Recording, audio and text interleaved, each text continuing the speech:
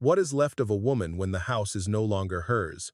The boat carries someone else's name, and even the work she did beside her husband is called nothing. Mae Sullivan learned the answer 3 days after the funeral. Her husband's brothers locked her out of the harbor house, claimed his fishing license, and told the town she had never been more than a wife waiting on shore. They left her with one suitcase and enough money to buy a ruined seaweed-drying house on an island no one wanted. Mae went there because she had nowhere else to go. The building smelled of salt, wet cedar, and years of abandonment. The pier groaned beneath her weight. Rain slipped through the roof. Still, one corner remained dry. The water tank held, and the old racks could be repaired. For the first time since the funeral, something broken seemed to need her hands. Then she discovered 6 identical knots tied into every surviving net.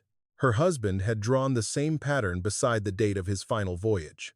Before Mae could decide what it meant, a corporate lawyer arrived with an offer large enough to give her a comfortable life. All she had to do was surrender the island by morning. But why would anyone pay so much for a place the entire coast had called worthless? Mae woke before dawn to the sound of water striking wood. Not rain. Footsteps. She sat upright on the narrow cot beneath the only dry section of roof and listened. The steps crossed the main room, paused near the western wall, then stopped. Mae reached for the iron hook beside her bed. The front door was still barred from the inside. She moved through the dark without letting the boards announce her weight. When she raised the lantern, the room was empty. A line of wet boot prints began near a warped wall panel and ended beside the table where she had left the lawyer's contract. Nothing had been taken. That frightened her more than theft would have. Someone had entered to see what she had found. The soles carried a narrow diamond pattern, too clean for local fishing boots. One print overlapped a patch of salt dust beneath the western drying rack. The dust had been disturbed before she reached the island, then brushed back into place. Mae pressed the panel. It shifted. Behind it lay 3 folded nets, stiff with age and tied with paired knots. She did not remove them. Instead, she copied every knot into the accounting notebook in her coat. That habit had once made Patrick laugh. You count everything twice. That is why we never come home short. The memory rose because her hands were doing the same work now, measuring distance, marking direction, noting what had changed. She did not remain in it. The tide was turning, the roof leaked, and someone knew the nets were there. Mae spent the next hour testing the house. The rain tank held several days of water. The brick stove drew smoke after she cleared the flue. 2 cedar beams remained sound beneath their gray surface. A rusted pulley could move again with new rope. The place was not comfortable, but it was workable. Workable had always been enough. For 15 years, Patrick had been the man people saw at the wheel. Mae recorded fuel use, compared catch weight with tide height, noticed which coves weakened after warm winters, and warned when wind shifted ahead of the radio report. None of it placed her name on the license. At first, they had been poor. Later, there was always another repair or uncertain season. Walter Sullivan handled the registrations, and Patrick promised they would add Mae's name when business improved. Business improved. The promise did not. 3 days after Patrick's burial, Walter stood on the harbor steps with a locksmith and told Mae that patience was not ownership. Beneath his arm was a folder containing fuel records, catch reports, and tide tables written in her hand. Walter called them Patrick's business papers. Mae asked for the oilcloth journal. He claimed he had never seen it. Now, it lay open on the seaweed house table. Patrick's handwriting was broad and hurried. Mae's was smaller, the numbers aligned in straight columns. Near the back, their entries crossed so often that a stranger might have thought one person had written everything. A motor sounded outside. Mae closed the journal and stepped onto the weakened pier. Caleb Voss approached in a varnished launch bearing the North Atlantic Harvest name. He wore the same charcoal coat as the previous evening and carried a leather case. His boots left narrow diamond prints on the wet boards. Mae looked from the soles to his face. He smiled. "I hoped you might have reconsidered. You were inside my house." His expression barely shifted. "This structure has been unsecured for years." The door was barred. Perhaps the frame moved. Mae let the silence stand. Men like Caleb often filled silence with information. He placed a new contract on a piling. "Mr. Rusk has authorized an additional payment. Enough for a proper mainland house, with money left over." The offer was nearly 30 times what Mae had paid. It had been prepared 2 days before the county auction. Mae read the date twice. "You expected me to own this place." Caleb glanced toward the house. "We expected someone to acquire a liability. Then why pay so much for it? To prevent you from carrying that liability alone." His voice stayed gentle, but his eyes moved toward the western wall. Mae folded the contract without signing. Caleb's jaw tightened. "Have you removed the western net?" Mae had never told him about any net. She watched him recognize his mistake. "I found rotten timber," she said. "Nothing worth buying." He recovered quickly. "This island has submerged hazards, disputed access, and no commercial future. By tomorrow, the offer may be withdrawn. Then withdraw it." Before entering the launch, Caleb rested one hand on a stone post near the pier. "Be careful where you place your trust, Mrs. Sullivan. Your husband was not always careful." The launch pulled away. Mae waited until it became a gray shape beyond the channel, then returned inside. The hidden nets remained, but the salt dust below them had been disturbed in one more place. A scrap of paper protruded beneath the rack. It was part of an old county survey, showing the island's high water line and a stone boundary marker on the western shore. The marker was described in Caleb's contract. Although Mae had not yet found it, she placed the survey beside Patrick's journal. One page near the end had been torn away. On the next sheet, faint pressure marks crossed the paper. Mae lowered the lantern and moved it from side to side. A sketch emerged in the shadows. 6 paired knots, drawn beside the date of Patrick's final voyage. The letter arrived folded inside a waterproof envelope tied to the island's mooring ring. Mae found it at first light. Walter Sullivan's name appeared at the bottom, but the language belonged to a lawyer.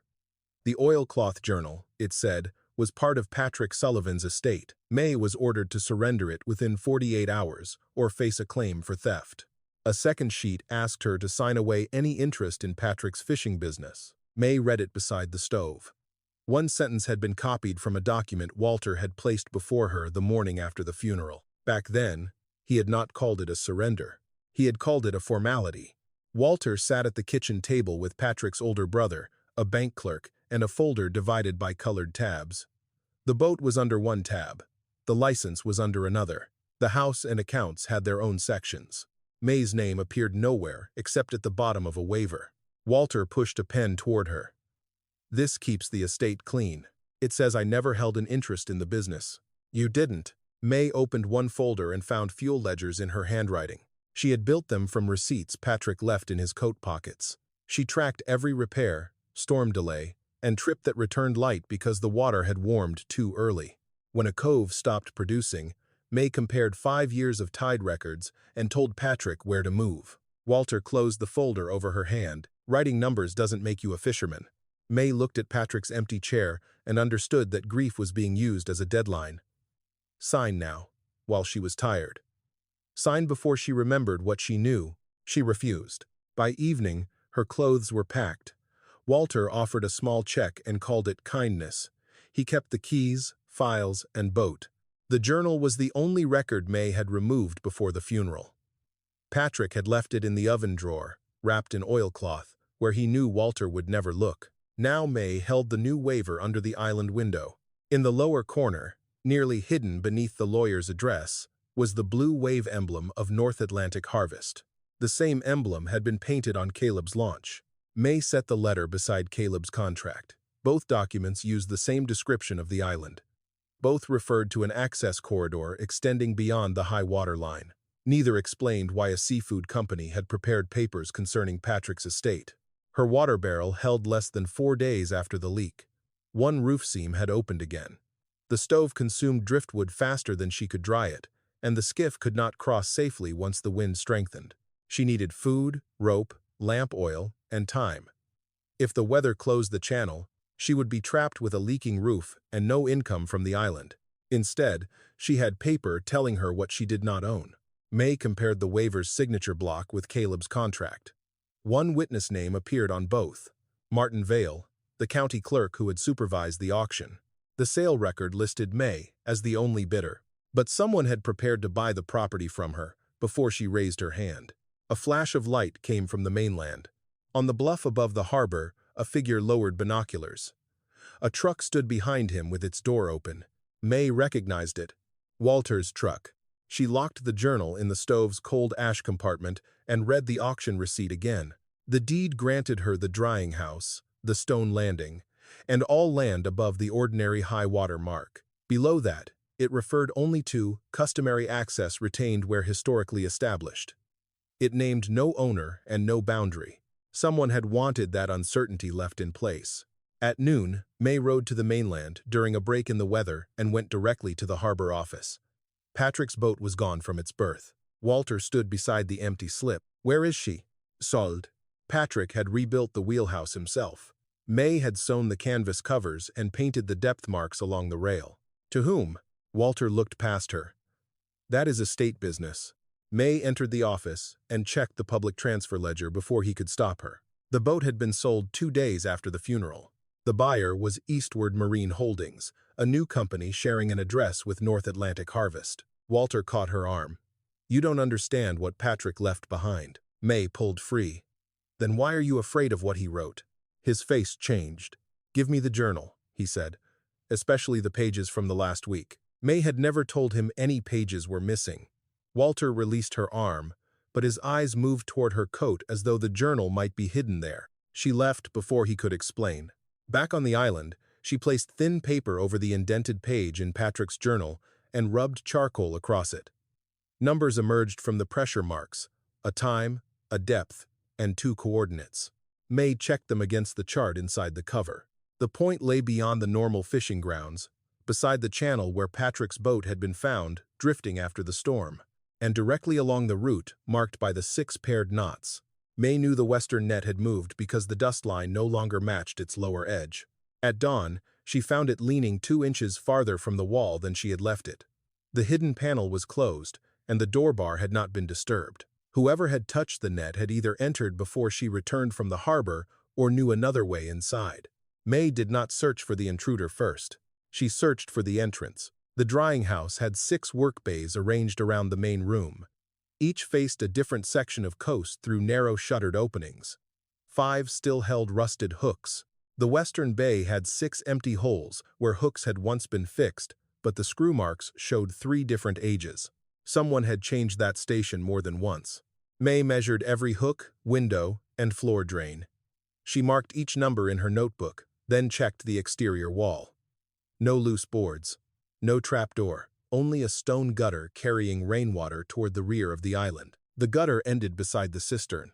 When she lifted the lid, salt stained the upper stones. The water tasted brackish, yet the level had dropped faster than her use could explain. Mae lowered a weighted cup near the opposite wall. That sample was cold and clean. A slate partition divided the cistern into 2 chambers.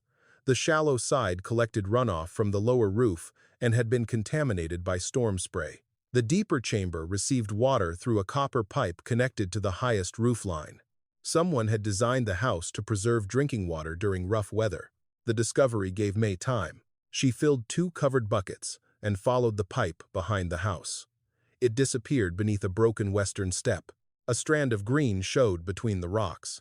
Young seaweed clung to a shaded channel no wider than her hand.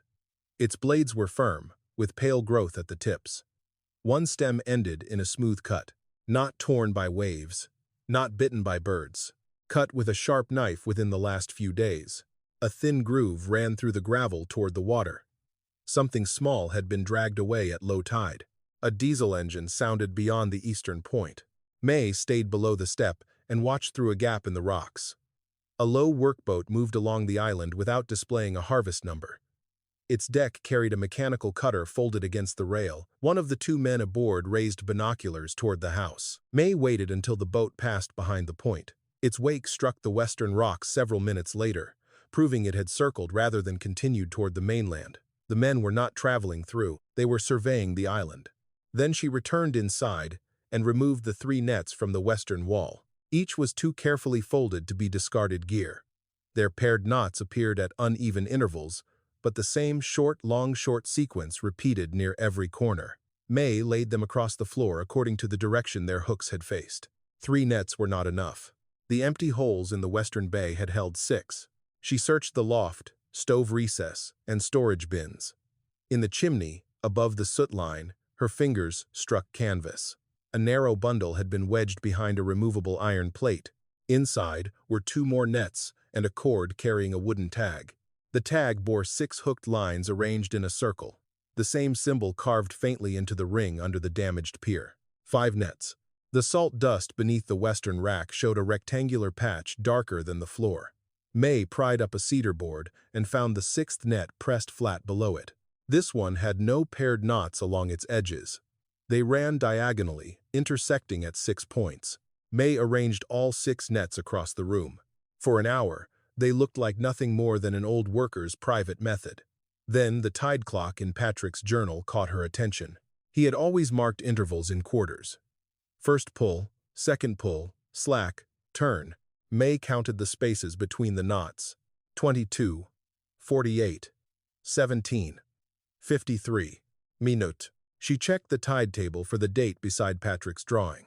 The intervals matched changes in current speed, not the full rise and fall of the water. Every knot marked the moment a channel became passable, too shallow, or briefly still. The 6 symbols on the wooden tag corresponded to the 6 bays. The nets had been hung in different positions so that anyone who understood the tides could read them in sequence. A soft dripping began behind Mae. A dark line had appeared on the stone floor. She followed it to the lower wall of the fresh chamber. Water threaded through a hole no wider than a nail. The edge was smooth and pale. It had been drilled from outside, then plugged with softened wood. The plug had swollen while the cistern stood unused. Now that Mae had drawn water, it had loosened. This was not decay. Someone had arranged for the fresh chamber to empty after she moved in. Mae cut a cedar peg, wrapped it in resin-coated cloth, and drove it into the hole. The leak stopped. She copied every knot, tag mark, hook position, and interval into 3 notebooks. One went beneath the stove bricks, one inside her suitcase lining, and the third beneath the skiff's middle seat. Only then did she return the nets to their hiding places, but not in their original order. If someone came back, Mae wanted to know what they believed mattered most. Near evening, she placed her drawings beside Patrick's recovered coordinates. The first net aligned with the stone landing. The second turned north at a narrow channel. The third corrected for current. The 4th and 5th crossed open water at changing depths. The 6th ended beyond the visible reef. Mae had thought the nets contained 6 separate secrets. Together, they formed one route leading away from the island. Mae left the drying house before dawn with a coil of rope over one shoulder and Patrick's tide chart inside her coat. The route marked by the 6 nets could not be followed safely yet. The outer channel would remain too deep until the lower tide 3 days away. But the eastern beds were exposed now, and a silver line of wet rock showed where the sea had pulled back. Mae climbed down from the landing and stopped. The seaweed nearest shore had not been harvested by hand. Clean cuts crossed the bed in straight bands, each wider than a person's reach. Several holdfasts had been torn from the rock, leaving pale scars beneath the water. A mechanical cutter had taken not only the mature blades but the living base. Patrick had once compared that kind of work to cutting an orchard at the roots. Mae measured the width of the bands, recorded the depth, and tied red cloth to a stone above the damage.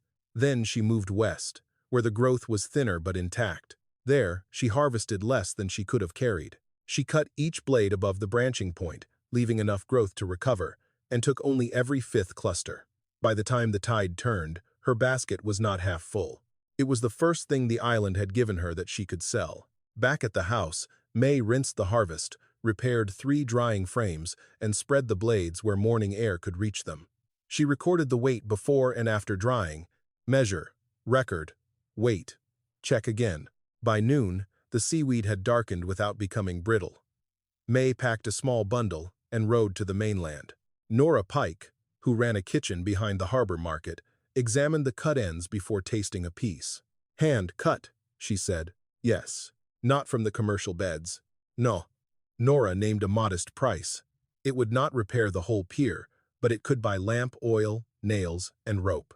Mae accepted. For the first time since the funeral, money entered her hand because of work no Sullivan man could claim.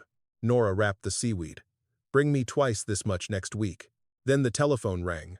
Nora answered, listened, and turned away. Her shoulders tightened. "No," she said. "I have not signed anything."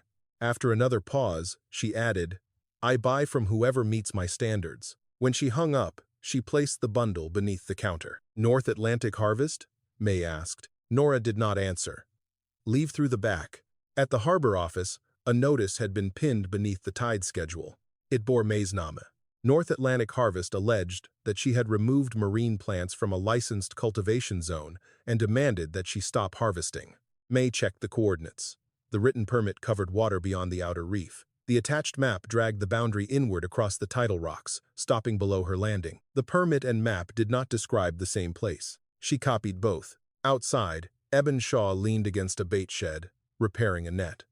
He had laughed when Mae bought the seaweed house, and said the island would spit her back before the first hard storm. He glanced at the copied map. Company paper, company imagination. Eben looked toward the harbor office. Maps become true once enough men are paid to point at them. You know their cutter has been inside the reef. I know machines leave straight scars. Will you say that publicly? He returned to his net. I know what I know. It was not agreement, but it was not denial. Mae spent the afternoon repairing the island pier. She replaced loose planks, reset the inner post, and threaded new rope through the rusted rings. The landing could now hold her weight and another small harvest. She marked 6 sampling points around the island, tested salinity, and tied a different colored cord at each station to match one of the net patterns. The tide intervals aligned. The first knot marked slack water. The second indicated the outward pull. A longer gap showed where a shallow channel remained passable after surrounding rocks vanished. The nets did not merely identify a destination. They explained how to reach it without grounding a boat or being trapped by the returning sea. Near sunset, Mae returned to the eastern bed. A company launch idled outside the reef. One man lowered a metal rake while another watched Mae through binoculars. When she raised her notebook, the rake came up and the launch moved away. Fresh cuts crossed the written permit boundary by nearly 200 yards. Mae measured the scars and placed stones beside 3 uprooted holdfasts so she could prove if more disappeared. By the time she reached the house, wind had risen from the northeast. Her skiff struck the pier harder than expected. The outer platform shifted beneath her. Mae dropped the basket and caught the railing. One support beam split with a dry crack. She jumped toward the stone landing as the outer planks fell sideways. When the tide lowered, she climbed beneath the platform. Both main beams had been sawn almost through from below. The cuts were fresh and hidden above the normal waterline. A storm would have finished the job and made it look natural. A boat approached. Mae took up the iron hook near the landing. Eben stepped out carrying a timber brace. I saw your pier lean from the bluff. You came quickly. I know what a cut beam looks like. Together, they raised the platform with a block and tackle. Eben held the weight, while Mae bolted a sister beam beside the damaged support. He made no joke about the island. Mae showed him the false boundary and the straight scars in the bed. My father harvested this shore before Rusk's company existed, Eben said. Then say so. His face closed. My fuel contract comes through their dock. Mae understood. North Atlantic Harvest did not need to own every boat. It only needed to own where those boats bought fuel, sold catch, or renewed debt. After Eben left, Mae crawled beneath the repaired section to inspect the remaining supports. Behind the cut beam, her hand struck an iron ring embedded in the original stonework. Salt and barnacles covered it. She scraped them away. 6 hooked lines had been cast into the metal, matching the wooden tag from the hidden nets. Below the symbol, someone had tried to grind away a second mark. The metal there was bright. It had been damaged recently. Fog erased the mainland before sunrise. Mae was beneath the pier, tracing the fresh grind marks on the iron ring, when a boat engine slowed beyond the rocks. She climbed onto the landing with the iron hook in one hand. A narrow skiff emerged from the gray. The man at the tiller was broad-shouldered, white-haired, and older than Mae remembered. Jonah Reed had once inspected every commercial vessel in the county. After Patrick's death, people said Jonah had tampered with the engine and disappeared before questions could be asked. He tied off without waiting for permission. You uncovered the ring, he said. Mae did not lower the hook. You knew it was there. Jonah looked toward the water instead of answering. The next deep low tide comes in 4 days. If you follow those nets before then, the outer cut will trap you. Mae's grip tightened. I never said anything about nets. His eyes moved, just once, toward the western drying bay. That was enough. Why did you touch Patrick's engine? Jonah reached into the skiff and lifted a metal case. Inside lay a fuel control assembly wrapped in oiled cloth. The brass housing carried Patrick's boat number and a date scratched into the rim. I removed this the night before his last trip. Mae stared at him. The town had repeated the same story for months. Jonah had damaged Patrick's engine after an argument over safety fines. Walter had called him bitter, unstable, and jealous of men still working the water. You sent him out with a bad engine. I tried to keep him from leaving. That is not an answer. Jonah set the case on the pier. The outer marker buoys had moved. Not drifted. Moved. Patrick knew something was wrong and wanted proof. Then why didn't you report it? I did. To whom? Jonah's silence lasted too long. Mae opened the case and checked the stamped serial against the maintenance numbers she had copied for years. The assembly was original. No broken seal. No damaged thread. It had been removed cleanly. A smear of red paint marked the mounting edge. Patrick used red paint whenever he reinstalled a part himself. He put it back, Mae said. Before I could stop him, the admission did not clear Jonah. It only changed the shape of his guilt. Mae carried the part into the house and placed it beside the journal. Jonah followed as far as the doorway. She opened to the indented coordinates. His face hardened before he could hide it. You know those numbers. I know where they lead. You said the pages were missing. I said nothing about pages. Jonah looked toward the chimney, then the stove, then the western wall. He was searching the room without moving. Mae closed the journal. What are the 6 knots? Old working marks. You looked at the one net that matters. His jaw flexed. Some things were safer when nobody remembered them. Outside, the tide pulled through the reef with a low rushing sound. Mae took her sample kit from the shelf. The morning before, she had cut 3 intact blades from the undamaged western growth, stitched the waxed bag closed with blue thread, and sent it through the harbor courier to a laboratory in Portland. The package had returned an hour before Jonah arrived. The report classified the sample as common rockweed with no unusual regenerative traits. Mae opened the returned bag. The seam was machine-sealed. Her blue thread was gone. Inside lay coarse brown blades cut from mature growth, not the pale-tipped young plants behind the western step. Jonah examined the courier label. Who handled this? Harbor Office, Coastal Freight, then the laboratory. North Atlantic Harvest owns Coastal Freight. Mae turned the label over. A second routing sticker had been removed, leaving a rectangle of clean paper. The laboratory had not tested the sample she sent. Someone had replaced it before delivery. She sealed the report, false sample, and bag in separate envelopes. Then she wrote the chain of handling from memory and signed the page with the time. Jonah watched her. Patrick said you never trusted a number without knowing who carried it. Patrick said many things after learning them from me. For the first time, Jonah almost smiled. The tide exposed a narrow gravel channel below the western rocks. Mae took the wooden tag from the hidden net and walked outside. The 6 hooked lines matched the symbol on the pier ring. One line pointed toward the channel. She climbed down. Jonah followed despite her warning. At the end of the groove, a heavy object lay wedged beneath 2 stones.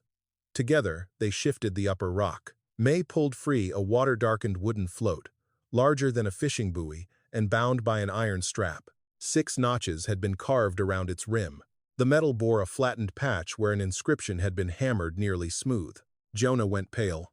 What is it? Mae asked. Not a fishing marker. He crouched and touched the iron strap with 2 fingers. It marked a rite of passage. Boats from the old villages used these to prove shared access when shoreline owners tried to close the channels. Mae looked from the float to the ring beneath her pier. Then this island was part of it. Jonah stood quickly. Put it back. Why? Because Rusk has spent years proving those markers no longer exist. Across the water, an engine started inside the fog. Jonah turned toward the sound. If they know you found this, he said. The deepest tide of the month began before dawn.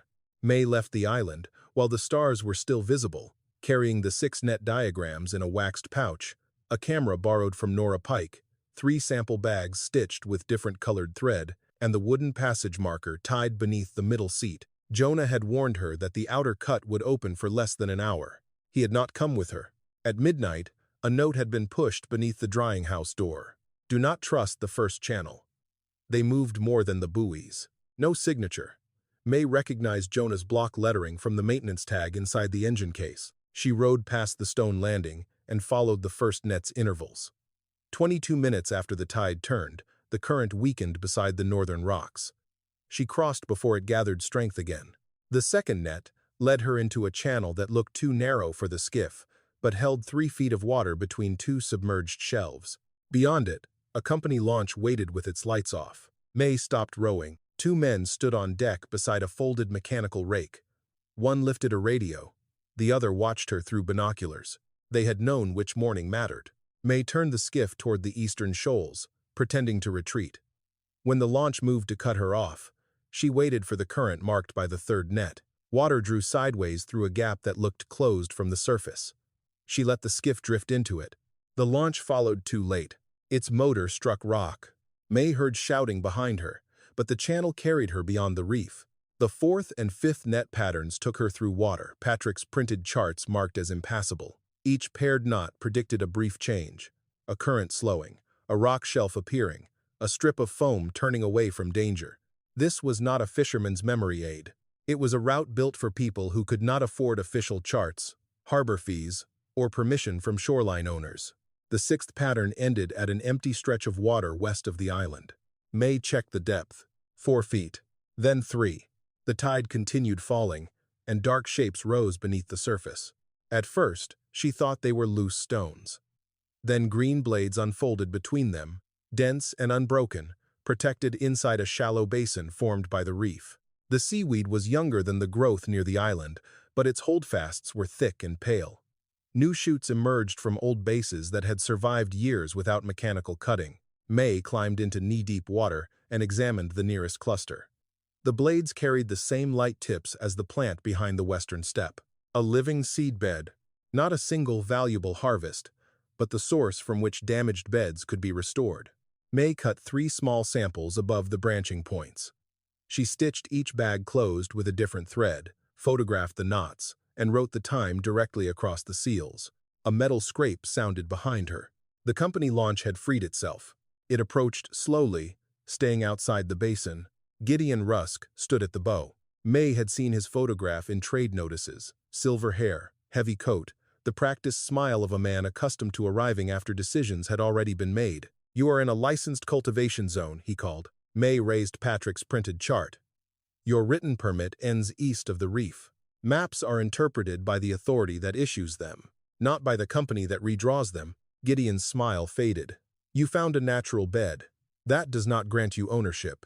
"I did not claim ownership." That answer unsettled him more than an argument would have. The tide dropped another inch. A straight line appeared beneath the water between Mae and the skiff. 6 stones, evenly spaced, crossed the basin toward a larger block at its center. The top of the block broke the surface. Carved into it were 6 hooked lines arranged in a circle, the same mark as the iron ring, wooden tag, and passage float. Below the symbol, worn letters emerged as water ran down the stone. Mae could make out fragments. Common passage. Seasonal cut. 6 harbors. Gideon ordered the launch closer. The man at the stern hesitated. "Too shallow. Use the tender." A smaller boat dropped from the launch. Mae photographed the stone, the surrounding bed, and the position of the island behind it. Then, she placed the wooden float beside the carving. The 6 notches aligned with 6 shallow grooves cut into the marker's rim. The float was not merely proof that boats once traveled here. It was a movable counterpart to the stone, carried between communities when the marker lay underwater. The root, house, and bed had belonged to a shared harvesting system. Gideon stepped into the tender alone. "You are misunderstanding what you have found," he said as he approached. "Old customs do not survive modern title law." "Then why did your people grind the mark beneath my pier?" He looked toward the island, only for a second. It was enough. "The company can protect this bed," he said. "You cannot. We can give you exclusive harvesting rights for life. A mainland house, a guaranteed income, your name on the product, if that matters to you." Mae looked at the green basin around her. 6 villages had once reached it by the route in the nets. 2 had already lost their public docks. Men like Eben bought fuel from company pumps because no independent supplier remained. Women who once sorted and dried the harvest now waited for seasonal factory shifts. Gideon was not offering her a future. He was asking her to become the final lock on everyone else's door. "What would I sign?" "A clarification that the island carries no active communal access. Nothing more." "And the marker?" A historical object without legal force. Then leave it where it is. Gideon's expression hardened. You have until the water returns. The tender turned away. Mae watched it rejoin the launch. One crewman lowered a steel cable with a hooked end. They were not leaving. They were preparing to pull the marker out. Mae ran through the water to her skiff, fed her heaviest rope through the wooden float's iron strap, then looped it twice around the exposed stone. The company tender came back from the opposite side. A crewman reached down with the steel hook. Mae struck it away with her oar. You have no authority to alter this site. He grabbed the oar. Mae released it before he could pull her off balance, seized the loose end of her rope, and pushed the skiff into the returning current. The line tightened behind her. The sixth net had shown where the outward pull would begin first. Mae let it carry the skiff toward the island while she paid out rope in measured lengths. The company cable caught the stone. Its winch started. For one moment, the marker shifted. Then Mae's rope snapped tight around the old iron ring beneath the repaired pier. Stone, float, passage route, and drying house became one connected line. The winch strained. The marker stopped moving. Mae photographed the cable attached to it. The crewman shouted for Gideon to cut power. The tide was rising across the basin, threatening to trap the tender inside the reef. The company released its hook and withdrew. Mae remained until the carved words disappeared beneath the water. She marked the stone's position using the 6 sampling cords and sealed one final bag of undisturbed holdfast fragments. By the time she reached the island, her hands were raw and the skiff held an inch of water. The drying house door stood open. Mae had barred it before leaving. Inside, the stove bricks had been lifted. Her suitcase lining had been cut. One hidden notebook was gone, but the other 2 remained where she had placed them. The nets were untouched. Patrick's oilcloth journal had disappeared. On the table lay a fresh contract bearing Gideon Rusk's signature. It granted Mae exclusive rights to harvest the western bed for the rest of her life. Beneath the signature was a second line. In exchange, she would declare that no shared passage, communal claim, or surviving boundary marker existed anywhere around the island. Mae reached the mainland with salt dried across her coat and 3 sealed sample bags tied beneath the skiff seat. The harbor master stopped her before she could secure the bow. You cannot unload here. He pointed to a red notice fixed beside the fuel pump. The island and surrounding channel had been placed under temporary commercial dispute. Any material removed from the area could be seized pending review. The notice carried the county seal. It had been issued 40 minutes after Gideon's launch left the reef. Mae kept one hand on the skiff. Who requested it? North Atlantic Harvest. Who approved it? The harbor master looked toward the office window. Martin Vale, the clerk who had witnessed both the auction and Caleb's contract, stood behind the glass. He lowered the blind. Mae did not surrender the samples. She pushed the skiff away from the public landing and rowed to an unused stone step behind Nora Pike's kitchen. Nora opened the back door before Mae knocked. They called every buyer on the harbor, she said. Anyone purchasing from you may lose access to the company cold room. Mae placed one sample bag inside Nora's flour bin, another beneath the loose board under the pantry sink, and wrapped the third inside her coat. Do not open it unless I fail to return. Nora stared at her raw hands. What happened out there? They tried to move something they said did not matter. By noon, Gideon's version had reached the town. Mae Sullivan, recently widowed and emotionally unstable, had entered a protected cultivation zone, damaged company equipment, and interfered with a lawful marine survey. North Atlantic Harvest expressed concern for her safety and offered assistance if she would leave the condemned island. The words sounded merciful. That was what made them dangerous. Walter repeated them outside the harbor office. He told 2 fishermen Mae had stolen Patrick's private notes and invented a grievance because the estate did not belong to her. Mae walked past without answering. Public anger would give them the argument they wanted, a grieving woman shouting at men who appeared calm. She went to the shipping desk instead. Coastal Freight's ledger showed that her laboratory package had been transferred to Eastward Marine Holdings for route consolidation before continuing to Portland. The clerk refused to let Mae copy the page. Mae read the entry 3 times and memorized the vessel number. A417. Outside, she found the same number beneath fresh paint on the stern of Patrick's former boat. The old name had been removed, but one letter remained visible under the gray coating. Mae photographed it. Walter came down the dock fast. Stay away from that boat. It carried my sample. It belongs to the company. It belonged to Patrick 4 days before they bought it. Walter stepped between Mae and the stern. You are making this worse. For whom? He glanced at the camera. Give me the film. Mae backed toward the market crowd. Walter stopped following, only when people began to watch. A county deputy delivered the next blow before she reached Nora's kitchen. The drying house was unsafe for occupancy. Mae had 24 hours to vacate, while inspectors reviewed structural damage to the pier and contamination concerns in the cistern. The order cited the sawn support beams as evidence of neglect. Someone had tried to destroy her landing, then used the damage to remove her. Mae returned to the island before sunset. The repaired mooring rope had been cut cleanly. Her skiff drifted against the stones until she caught the trailing line with the iron hook. Inside, the fresh water chamber was leaking again. The cedar plug remained in place. A second hole had been drilled lower in the wall, this time wide enough to empty the chamber before morning. Mae drove a metal bolt through the opening and sealed it with resin. She filled every covered container before the water level dropped further. Then she checked the hidden nets. 5 remained. The diagonal 6th net, the one that completed the route to the outer basin, was gone. The western panel had not been forced. Whoever took it knew how the latch worked. Her copies had been searched for as well. The suitcase lining had already been cut during the theft of Patrick's journal. Now, the stove bricks were displaced, and the skiff's middle seat carried fresh pry marks. They had found 1 notebook. Not all 3. Mae removed the surviving copy from inside the hollow handle of her toolbox. She added the marker photographs, the laboratory routing number, and the time the dispute order had been issued.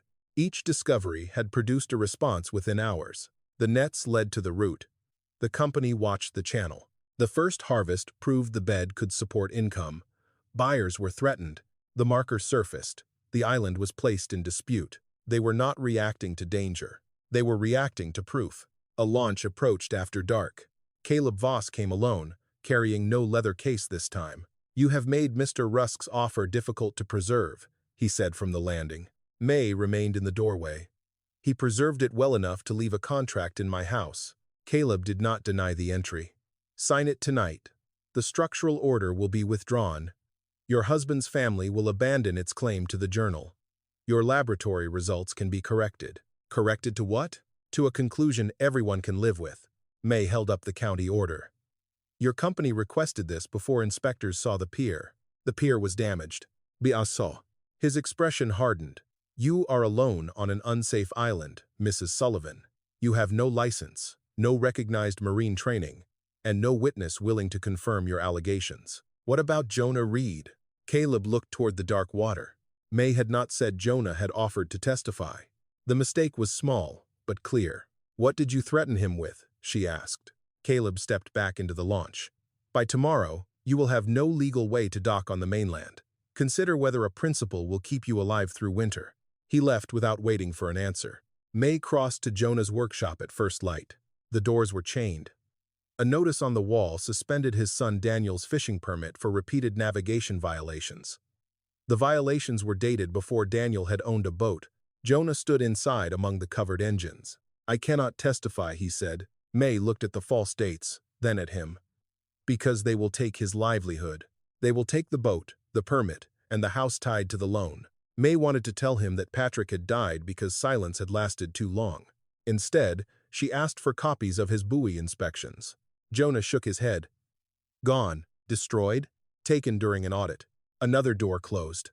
Mae returned to the island with no witness, no public landing, no buyer, and an order to leave the only shelter she owned. She did not remove her belongings. She opened the spare notebook and reconstructed the route from memory. Then she laid thin paper over the final indented page of Patrick's journal, copy the rubbing she had made before the original disappeared. Most of the pressure marks were numbers. One line was not. Mae angled the lantern and shaded the page until 4 words emerged in Patrick's hand. Jonah tried to stop me. Mae took the sealed sample from Nora's flower bin before sunrise and carried it inland by bus. The state laboratory had refused another delivery through the harbor network, so Nora gave her the name of Dr. Miriam Hale, a retired marine biologist who had surveyed the northern beds before North Atlantic harvest, bought the local cold rooms. Miriam lived above an abandoned boatyard, with specimen jars lining every window. She did not ask whether Mae was grieving. She asked who had cut the plant, where, at what depth, and how the sample had been sealed. Mae showed her the colored stitching, photographs, and recorded tide. Miriam opened the bag before two witnesses and divided the contents into 3 labeled jars. The holdfast tissue is old, but the blades are young, she said. This bed has been regenerating without mechanical disturbance. Can it restore the damaged beds? If it is protected and propagated correctly, can the company own it? A company can own a permit. It cannot own the tide or claim a naturally surviving bed because it controls the route. It was not a legal ruling, but it was the first professional statement Mae possessed that had not passed through company hands. Miriam signed the chain of custody sheet and kept 1 jar. Mae carried the other 2 herself to Bellwether Cove, one of the old villages named in a shipping ledger Miriam had preserved. The public dock ended in pilings cut level with the water. A North Atlantic harvest gate blocked the only usable landing. 6 women waited inside a former net shed. They had once sorted and graded seaweed for 3 villages. When the company centralized processing, it closed their shed and offered seasonal work too far away to reach without a car. An older woman named Ruth Bell placed a cloth ledger on the table. Its pages listed quantities, tide dates, and 6 symbols identical to those on Mae's nets. My grandmother called them the harbor hooks, Ruth said. Each village had one. No village could harvest the nursery bed alone. Mae showed them her copies. The women named the villages in order: Bellwether, Crane's Neck, Gull Point, East Haven, Marrow Cove, and Sullivan Reach. Sullivan Reach. Patrick's family name had come from a village whose shared right his brothers now claimed had never existed. Ruth opened a tin box containing a folded charter. 5 signatures remained readable. The 6th had faded, but the hook beside it matched the mark on the island ring. The document protected seasonal passage, hand-cutting, and shared drying space. It prohibited any harbor from selling access without the consent of the other 5. The final page was missing. Without the cancellation clause, they will say the agreement could have ended at any time, Miriam said. Ruth nodded. The last copy was separated years ago. Who had it? Mae asked. A fisherman came after the company removed our dock. He said his wife understood the old tide marks better than he did. Patrick. He took the last page so the company could not collect the whole charter in one raid. A truck stopped outside. The county broker who had sold Mae the island entered carrying auction files. Samuel Pike was Nora's uncle. I should have told you sooner. He placed a photograph beside the charter. 6 women stood before the seaweed house, each holding a net marked with 1 harbor hook. The woman at the western end was Samuel's grandmother. North Atlantic Harvest had offered him 30 times the auction reserve. Samuel refused because his family's copy said the house could not be transferred to anyone seeking exclusive access. He sold it to Mae because she had asked whether the rain tank still worked. The company asked about the boundary, Samuel said. You asked whether a person could survive there. The photograph gave the founders faces, but Mae still needed Jonah's inspection records. She found him that evening at the old boatyard, where Daniel's vessel hung under a lender's seizure order. Jonah had refused to testify, but he had not stopped preserving evidence. From beneath an engine bench, he removed a carbon copy of a buoy inspection. It showed the outer markers displaced by more than 400 yards. At the bottom was Gideon Rusk's signature acknowledging receipt 3 days before Patrick's final voyage. You said the records were taken, Mae said. The originals were. Why keep this from me? Everyone who touches it loses something. Mae looked at Daniel's suspended boat. Patrick touched it. She placed the rubbing of Patrick's words beside the report. Jonah tried to stop me. Jonah sat down. He admitted removing the fuel control assembly after Gideon ignored the buoy warning. Patrick found it, reinstalled it, and sailed out to photograph the illegal cutting before a storm arrived. Jonah had not caused the voyage. He had failed to stop it. The distinction ended the lie that had kept Mae from trusting him. The report could prove Gideon knew the buoys were wrong, but without Jonah authenticating it, the company would call the copy fabricated. Mae did not ask him to sacrifice Daniel again. She copied the serial numbers, dates, and signature, then returned the report. On the bus to the coast, she studied the founder's photograph.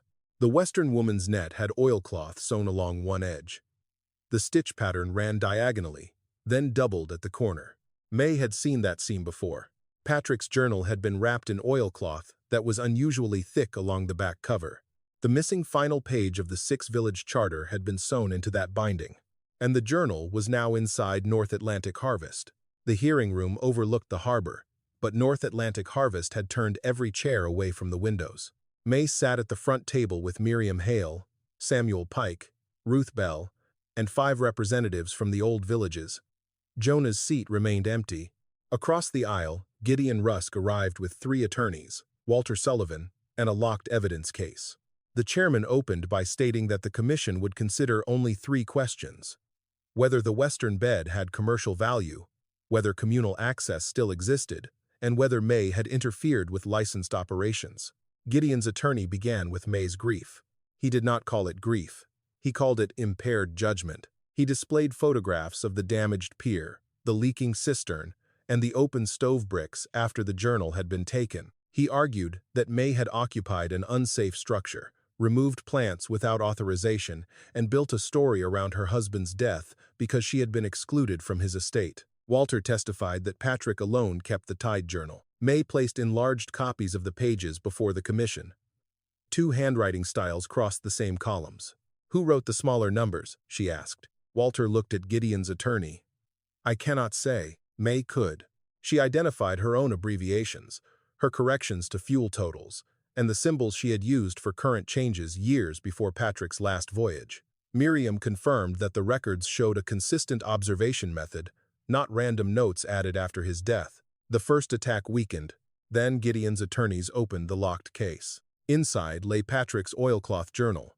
Mae kept her face still. The company claimed it had been surrendered by the legal estate and contained no valid charter. An attorney held up the back cover, still stitched closed, and said Mae's theory about a hidden page was speculation. Before she could demand that the seam be opened, he introduced a different document. It was a deed of relinquishment, dated 37 years earlier, signed by representatives of all 6 villages. According to its language, the villages had abandoned communal passage and transferred all title access to the predecessor of North Atlantic Harvest. The room shifted. Ruth Bell whispered, "I have never seen that." The document carried seals, signatures, and a county recording number. If genuine, the old charter no longer mattered. This was the first final obstacle. Gideon's attorney asked the commission to dismiss Mae's claim immediately. Mae read the relinquishment slowly. The signatures were arranged alphabetically by surname. The original charter had arranged the villages by tide sequence, the same order encoded in the 6 nets, but that difference alone would not prove forgery. She studied the legal description. The coordinates were written in decimal degrees to 6 places. The depth reference used mean lower low water. The survey certificate cited a coastal grid adopted years after the document's date. Mae requested the county's historical survey manual. Martin Vale said it was unavailable. Samuel Pike placed his auction file on the table. His grandmother had kept an older manual inside it because the island description referred to the same shoreline. The chairman compared the systems. The relinquishment used a measurement standard not adopted in Maine until 11 years after the supposed signing. Mae pointed to the 4th signature. Elias Crane had signed for Crane's Neck. Ruth opened the village death register. Elias had died 19 months before the date on the document. Gideon's attorney called the discrepancies clerical modernization. "Then show us the original," Mae said. The attorney answered that the original had been damaged and the filed version was a certified transcription. A transcription does not move a dead man forward in time. The chairman refused to dismiss the claim. But he did not accept Mae's case either. The commission still needed proof that the marker remained in its historical position and that the company knew the navigation buoys had been displaced before Patrick's death.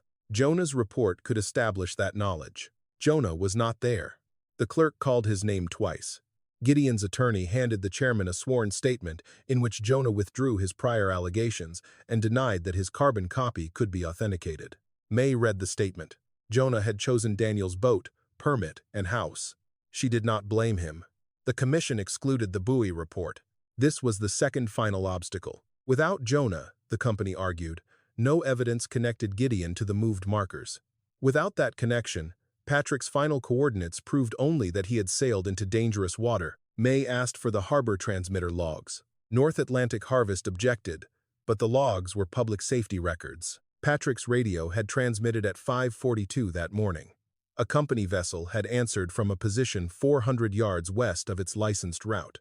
The vessel identification matched E-417, Patrick's former boat's current registration.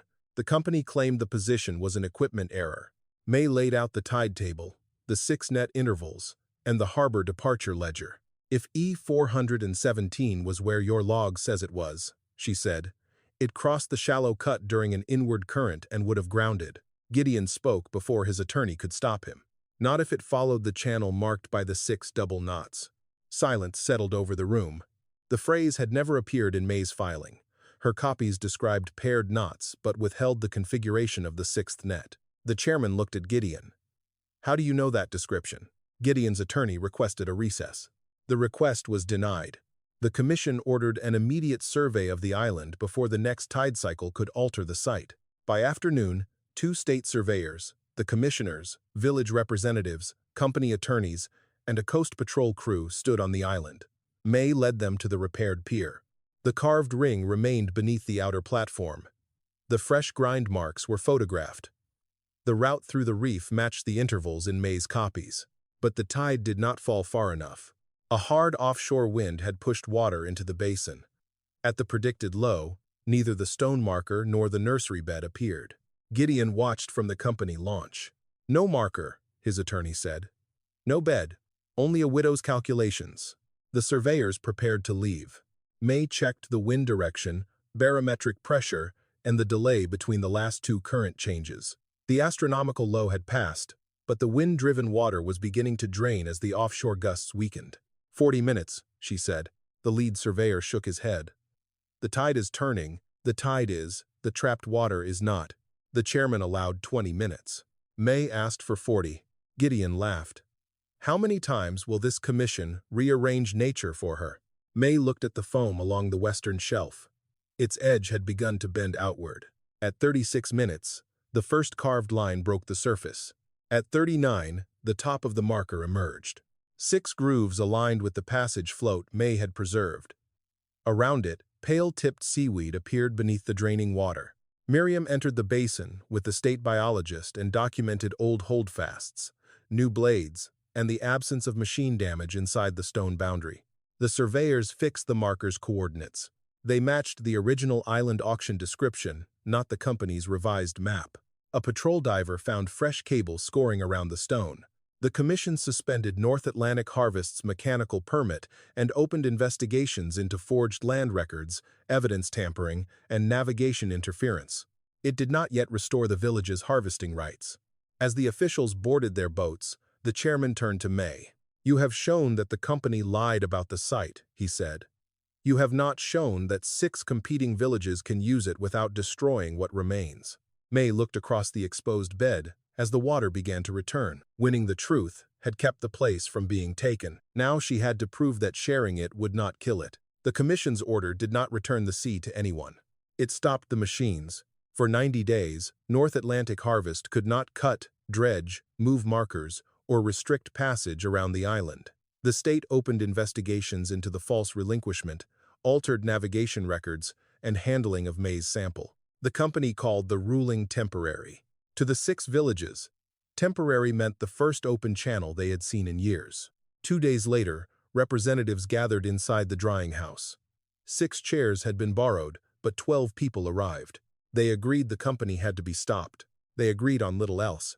Eben wanted every licensed boat harvesting immediately. Bellwether Cove demanded priority because its landing had been closed longest. Sullivan Reach claimed the largest historical share. Several families wanted enough in one season to pay their debts before the company found another legal path. Miriam placed photographs of the nursery bed on the table. "If you take what the company would have taken," she said, "you become the next company." The room turned toward Mae. Gideon had spent weeks saying she wanted control. Now the people she had defended waited to see whether he was right. Mae laid out the 6 nets. "No village gets the nursery bed," she said. "It stays closed." Eben pushed back his chair. "Then what did we fight for?" "The right to have a next season." She proposed rotating sections in the mature outer beds. Only hand cutting would be allowed. Every 5th cluster would remain untouched. The nursery would supply carefully propagated starts. not commercial harvest. Each village would record weight, tide, and recovery in one public ledger. No private sale of access. No harbor could transfer its share without approval from the other 5. Sullivan Reach objected first.